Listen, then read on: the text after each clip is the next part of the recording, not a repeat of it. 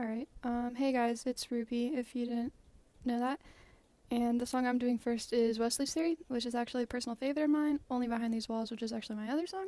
So I got a bit lucky in the song assignment. But anyways, I'm gonna start.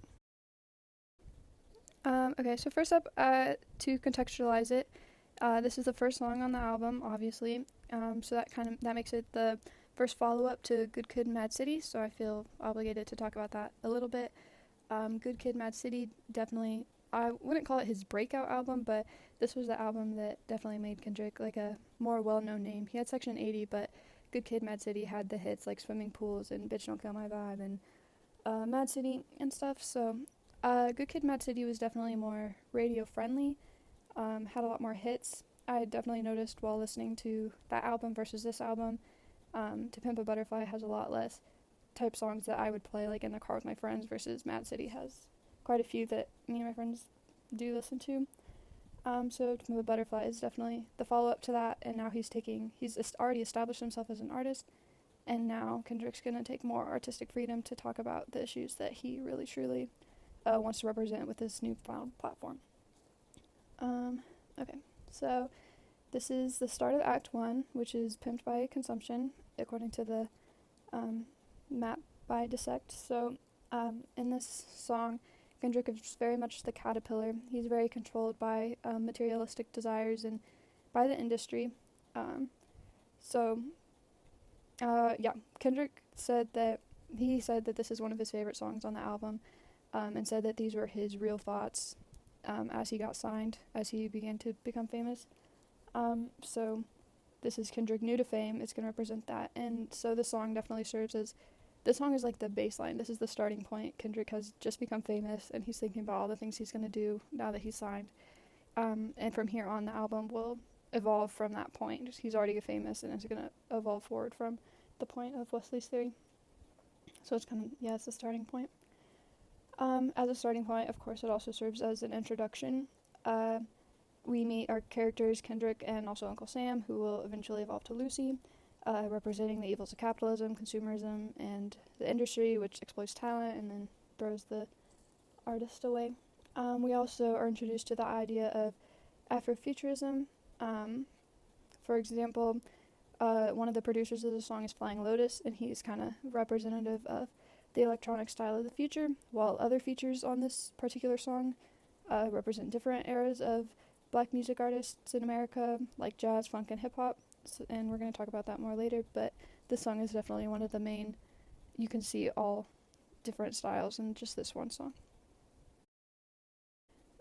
So I suppose next up is to talk about the title before we start with the lyrics. So the title, Wesley's Theory, is based on Wesley Snipes, who is an African-American actor who went to jail for 3 years due to tax problems.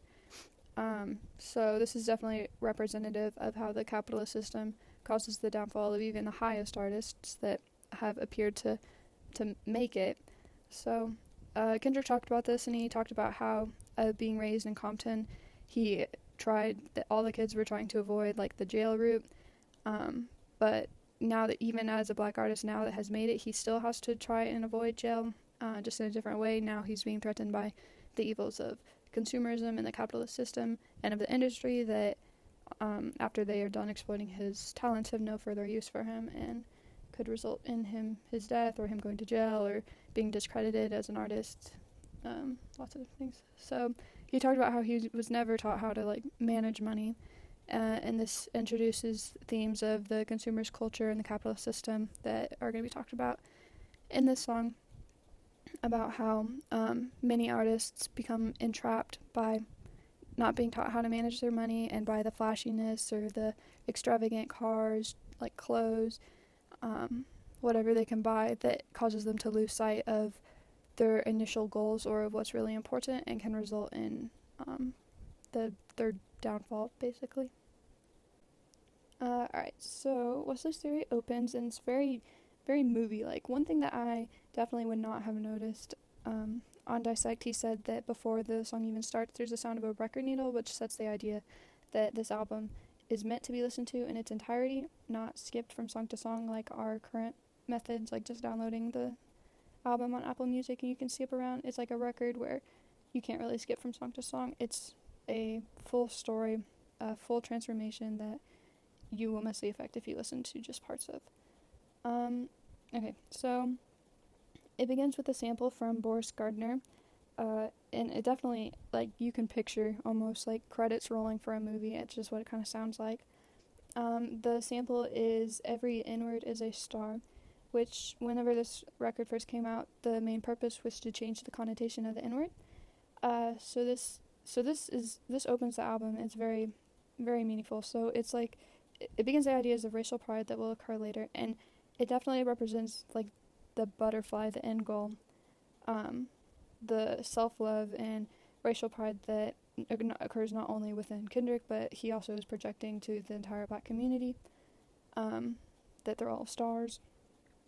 Of course, it's going to take a lot to get to that point, and that's at the very end of the album, but this is the end goal, the final stop in the album. It introduces the butterfly, I feel like. And then it's followed with an introduction by Joseph Lienberg. It says "Hit Me," which is an allusion to James Brown, who is a pioneer in Black music. And then it reads, "When the four corners of this cocoon collide, you'll slip through the cracks, hoping you'll survive," which is talking about the cocoon is Compton, and Kendrick he slipped through the cracks, meaning that he became famous, he became rich and famous, and he was one of the very few that did, hoping that he'll survive with the consumer's culture threatening him on all sides and the struggles that he's going to face later in the album. It says, "Gather your weight, take a deep look inside. Are you really who they idolize to pimp a butterfly?" So he's going to take the deep look inside. There's going to be a lot of introspection later in other songs. He's going to doubt himself, as it portrays with this question, are you really who they idolize? There's going to be a lot of self-doubt. And then eventually he's going to become the butterfly. But so this kind of, it doesn't necessarily summarize the album, but it definitely, like, introduces the plot, like an announcer. For some reason, if there was an announcer before a movie, like, if you were describing the movie, you wouldn't want to portray the resolution because that would spoil the ending. So you kind of set up the main plot and the issues that the character is going to face, and that's kind of what is happening here. It's an incomplete summary without the resolution, basically. And then it says, "To Pimp a Butterfly." So the movie is starting, and then it is followed by the chorus. So the chorus is repeated twice in this song, and it reads, "At first I'd love you, but now I just wanna fuck. Late nights thinking of you until I get my nut. Tossed and turned, lesson learned. You as my first girlfriend. Bridges burned all across the board, destroyed, but what for?" So there's this metaphor of the girlfriend to the rap industry, or even the American dream in a more general sense. At first, Kendrick is in love with the girlfriend, meaning he's very infatuated with the idea of fame and fortune, and the fortune that comes with it. But after realizing the twisted nature of the rap industry that exploits artists and throws them away when done, he just wants to fuck, meaning he's not going to play by the industry's rules, and instead will use the industry for his own benefit, use it as a tool for his own means, his own goals, to get his message out there, and maybe stir it up in the process. This is a very common idea in the album, where, and it's pretty clever, where Kendrick has a metaphor or this idea, it can be applied very specifically to him once it's contextualized, but also it can be applied to the general population. Like in this case, the girlfriend could be the American dream in some senses, how people are infatuated with the idea of the American dream, which usually just holds disappointments, and the corresponding ideas in other countries. So it can be applied specifically to Kendrick, but it can also be applied generally to a much larger population. So also, the second time that the chorus is repeated, there are features from Thundercat and George Clinton, which, according to the book, Thundercat represents jazz and George Clinton represents funk. So when they sing this chorus with Kendrick the second time, there's this idea of Afrofuturism and how these different genres, different eras of Black artists are coming together to put this song out there. And it spans time, eras, I think I just said that. And it promotes this idea of, like, uniting the Black community and Kendrick as a representative and a voice for the Black community. And then it goes into the first verse. Verse 1 starts by saying, "When I get signed, homie, I'm act a fool. Hit the dance floor, strobe lights in the room. Snatch your little secretary bitch for the homies. Blue-eyed devil with a fat-ass monkey. I'ma buy a brand new caddy on Vogue's. Trunk the hood up 2 times, deuce 4." So here, Kendrick talked about how these were his real thoughts when he got signed, and they very much emphasize how blinded he is at this point, how he's very much a caterpillar. He very focused on consumerism and material things, and it would be very, very easy for him to limit himself at this, as many celebrities do. He has the fame and fortune, and he could very easily just take it, use it for his own benefit, put out hits, use the money to buy more, to party, buy cars, whatever. Then it continues on to say, "Platinum on everything, platinum on wedding ring, married to the game, and a bad bitch chose." This is, again, the metaphor of the girlfriend to the rap game, as he's, quote, married to the game. And platinum is used specifically as it can be both the metal for the wedding ring and also platinum as in platinum albums. Then it goes on to read, "When I get signed, homie, I'ma buy a strap straight from the CIA, set it on my lap, take a few M16s to the hood, pass them all out on the block, what's good?" And here, this is an allusion to the CIA planting guns and crack in the black community during the Reagan era. And this is kind of an idea that's not really expanded on in this song necessarily, but later on, especially in Institutionalized, about how the negativity, how the media vilifies black men often, whereas actually, in actuality, a lot of times it is a product of the environment that white people created by doing all this during the Reagan era and throughout history, but it's not really expanded on in this song. So then it goes on to say, "I'ma put the Compton SWAT meet by the White House, Republican, run up, get socked out, hit the prez with a Cuban link on my neck, uneducated, but I got $1 million check like that." So at this point, it's very, he's being very boastful, really, his ego is very inflated because he just got signed. So he's comparing himself to the government, how powerful he is, but also it is important to recognize the real influence that he does have when he's not just bragging about it. Like how Obama listened and appreciated how much $1 cost. So this shows Kendrick's influence over the most powerful man in America, which is a lot of responsibility, and how he's going to voice and represent the black community when he has this much influence. These lines also have a lot of imagery related to the album cover, which, obviously you guys have all seen. So, Kendrick, with the album cover, he talked about taking his friends around the world, letting them see the world. There's also a dead judge on the ground, which represents overcoming the systems of oppression, and also meaning that no one but God can judge him and his black friends, because, again, earlier, how a lot of times the negative image is a product of the environment created by white people in power, and also how they will not allow anyone to judge them any longer. The fact that they are on the White House lawn, which is obviously the most American image, represents how the black community, him and his friends, will no longer be ignored. They are just as much of a part of America as anyone else, just as important as any other human life. For this image demands respect and inclusion. It's definitely a very powerful image, and it's represented in the last lines of verse 1, and how Kendrick will go on to use his power for these things. Following verse 1, there's a refrain performed by Thundercat and George Clinton, representing jazz and funk respectively.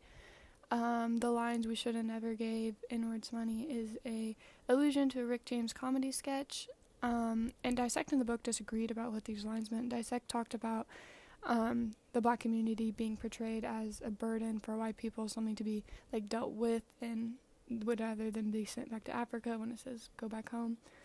I think this is more on target with what Kendrick was trying to do, because it goes along with the idea of Kendrick and his friends on the White House lawn, no longer standing to be seen as a burden or as others, but as American citizens that are all stars.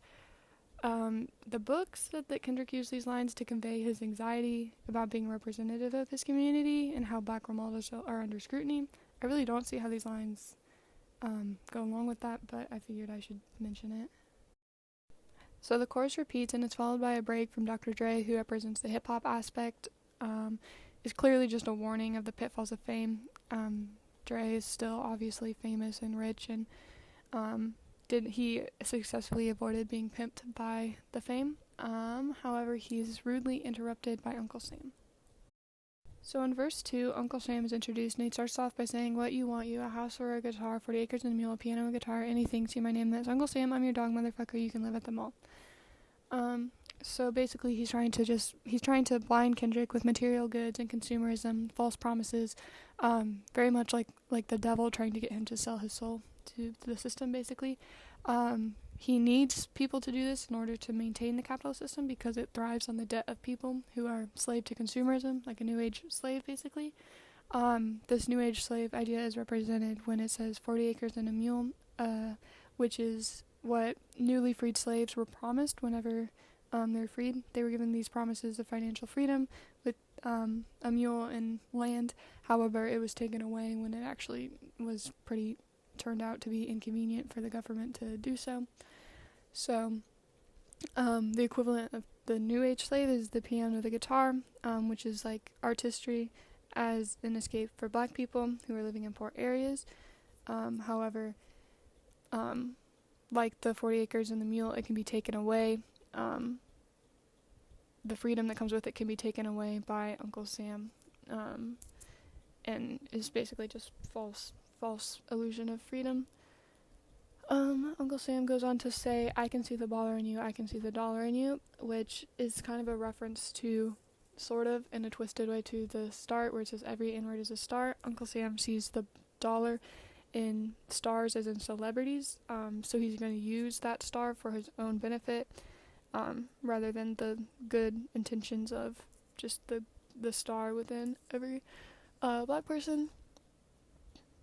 It also reads, "Because you make me live forever, baby, count it all together, baby," which just kind of goes to show that Uncle Sam really relies on the artist, and in the same way that he's the one providing him with this illusion of freedom, but he also needs them to work with the system for him to live forever.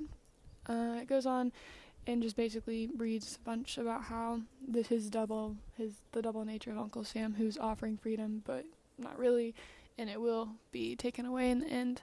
The last line's really interesting though, where it says, "All Wesley snipe your ass before 35." So this is an allusion to the age of the age someone needs to be president, meaning that Uncle Sam is going to bring down Kendrick before the age of 35, representing the age where he can maximize his power and abilities, by being able to be the most powerful person in the United States, basically. But he will be brought down by Uncle Sam due to falling in the trap of consumerism, like Wesley Snipes. It also is a play on the trope that black men die by the age of 25. So saying snipe, like shoot your ass before 35 or 25. Verse 2 is followed by a bridge, which is pretty much cautionary. The idea is basically the higher you climb, the harder you fall. Is kind of a warning yet again.